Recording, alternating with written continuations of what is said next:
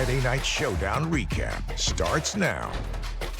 Now, welcome into our first Friday Night Showdown recap show of the season, breaking down all the action from Central Illinois' first Friday night high school football games. Now, Springfield High set the tone with Champaign Central last night. In our game of the week, it was Pleasant Plains and New Berlin picking up the action. So, our first game of the week, and it's New Berlin taking on Pleasant Plains on the road, battling for the Sabre. Pretzels lead the highlights here.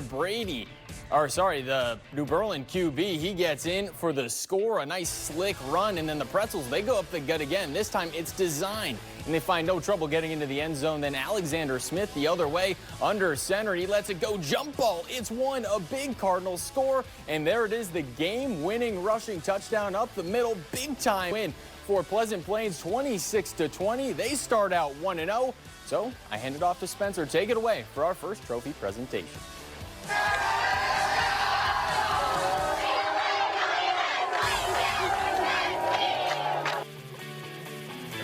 Awesome. Now we pick things up here.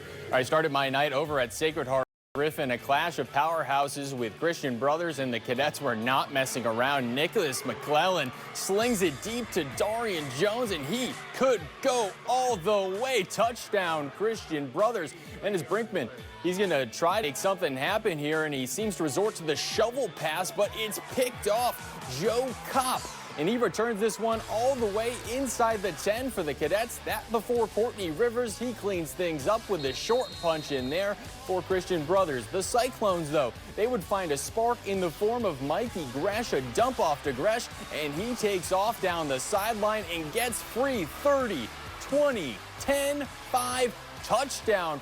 Sacred Heart Griffin, but unfortunately for the Cyclones, this game was all cadets in the end. Sacred Heart Griffin falls big at home, 63-20. Now, sticking here in Springfield, we slide over to Southeast. The Spartans, they play their first game back at Spartan Field. It's Dalton Oakman, the Raiders, surveying, and he's going to find Aiden Hindert for the score to give them an early advantage. And East Peoria finding success through the air and the ground. The big man, Raphael Jackson, finds a seam, and he finds Pater, another Raider score. And we finish here with a punt. This one, it's initially going to be muffed by Hindert, but he recovers, and in a big way, finding a hole, and he picks up a big Raiders gain on the far sideline as they win and take the game 47-13. Then over to Landfear as the Lions, they took on Lincoln, the Rail Splitters, for the Week 1 matchup. The Rail Splitters, they're going to hand this one off here to Seth Thurman. He's going to cut it up the middle and basically goes untouched all the way for the score there for Lincoln. Next drive, it's going to be Lincoln again. They run a little bit of a reverse sweep. Jacob Long, he takes it into the red zone before being dragged down just a bit short, but they cap off the drive. Seth Thurman, he takes the short run right into the house, giving Lincoln another touchdown. Over Landfear, they're trying to get something going, but they're going to get stuffed at the line of scrimmage here on this next play. And they just had a tough going here, but it ended up being a pretty close game. Even the next play gets blown up, though, by Lincoln as Elijah Whalen gets tackled behind the line of scrimmage. Landfear, they end up falling at the hands of Lincoln. It's Landfear, they get the win, 18-14. And coming up after the trio of games from the conference, so don't go anywhere. We'll be right back.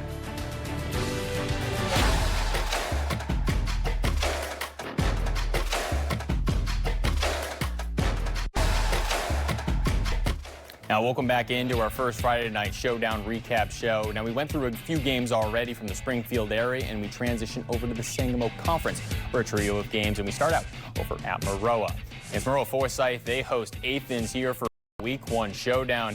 And Maroa, they're going to start off this game great on the contain here for a kickoff, and it's going to lead to poor field position here for Athens at the start. Great stop there by the special teams. And Maroa with the ball deep in Athens territory, and can he get in? Ryan Shepard stuffed at the line. However, Maroa special teams continuing to make a difference as a botched kick return is recovered there by the Trojans, and then the run game rumbling, bumbling, stumbling through a little bit of traffic as they try to capitalize on a few mistakes and try to get it in there for the score. However, the Trojans, they take this one big thanks to a large second half effort. Ryan Shepard punches it in there. They win 48-7.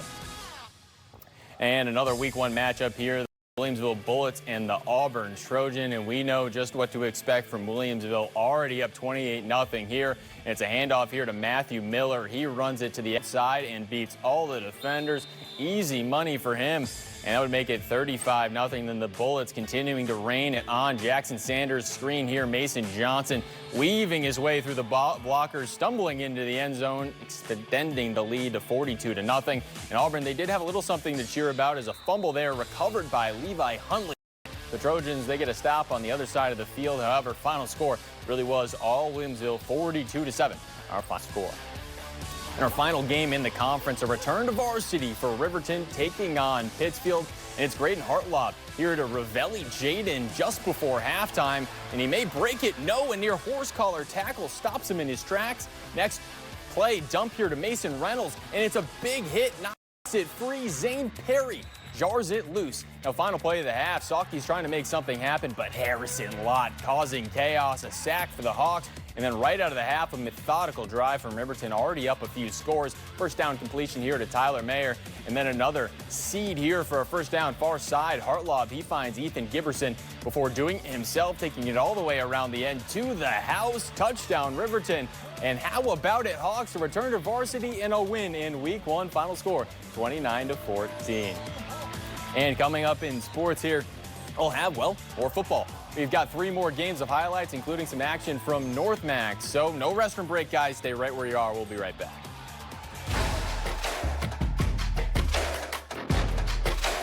And now it's not just the normal sports desk. We didn't change plans. We still got the recap show going right here on News Channel 20. And we've still got a little more action to get to from around Central Illinois. 2 games in Champaign, 1 from over on this side. And we'll start with that game over at North Mac. It's the Panthers. They're the hosts back here in week 1, and they are taking on Greenville. And North Mac here starting off on the wrong foot as a snap. It's high, and it gets away from Chase Milberg, and it's Drake Curry falling onto it to give the Comets possession on the Panthers side of the field. And then to cap off the turnover, it's Dayton Oliver. He takes the short run into the end zone to give the Comets a nice 7-0 lead. And North Mac looking to respond. In to throw, it's Caden Casey. He makes a nice little run here. Jack Provost takes the ball from his hands, giving the Comets possession back. That one coming seemingly out of nowhere in the highlight. And North Mac, they need an answer, but Chase Milberg, he gets hit on the throw, and it floats right to Austin Wall, the Comets, to give them possession once again. Final score in that one, 35-7. Greenville, they win big.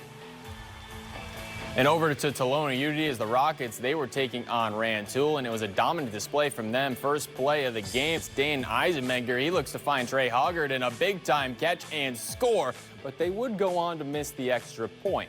However, Rantoul a little bit later, they're going to try to get something going with this little pass here from Rice to Killian Thacker, but really nothing going. But Unity, they're just too much. Eisenmenger again taking this one himself this time, and he scores once again for Tolona Unity. And Unity, no worries at all here in week 1. Final score, it was 48-0.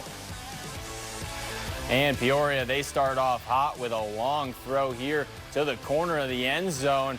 And touchdown for Peoria. And Centennial, they're trying to respond with a pass of their own, but oh no, it gets picked off. And that return, trying to find any type of wiggle room. However, how is he breaking free? He's getting through the entire defense. This is a Madden-type return, and it's going to be a house call for Peoria. What a return. Centennial able to get a little momentum as they get in the way here of a pass to the end zone, but the offense just wasn't working, and it's going to be a 42-0 win in favor of the Lions. And now that's all we have in terms of highlights here in week 1, but still a little more to get to after the break. My play of the night, a few other final scores, and from games that we couldn't get to, and a look towards next week, but we'll be right back. And welcome back in. Friday Night Showdown recap show near the end here, but we still have some other final scores to take a look at. And we start over at Glenwood. Glenwood, tip of the cap to the Titans, going on the road and finding a road win against a great Edwardsville squad, 39-31 the final there. Then a battle between Shelbyville and Tuscola. But Tuscola, they get a narrow 2-point victory. Meanwhile, St. Teresa easy does it for them as well, 29-7 as they took down Urbana. And then Mount Zion moving their start time to 7:30 to take on Limestone, and it was easy money for the Braves, 49-0, a thrashing. on behalf of Mount Zion. And then it was a barn burner between Olympia and Porta. Olympia up 8 with 1:30 left, but Porta, they scored a touchdown with 17 left, but failed the 2-point. 38-36 the final there. And Central A&M, how you doing? A monster performance from the Raiders in their first game as a co-op with Okaw Valley. And my play of the night, unfortunately, for SHG, a losing effort, but it was the go-to guy here, Mikey Gresh, catching the dump off from Cam Brinkman and finds a seam. For a guy with that much muscle and size, he can sure turn on the afterburners. 85-yard score for the Cyclones, but the St. Louis Powerhouse Christian Brothers just a bit too much as they take down the Cyclones.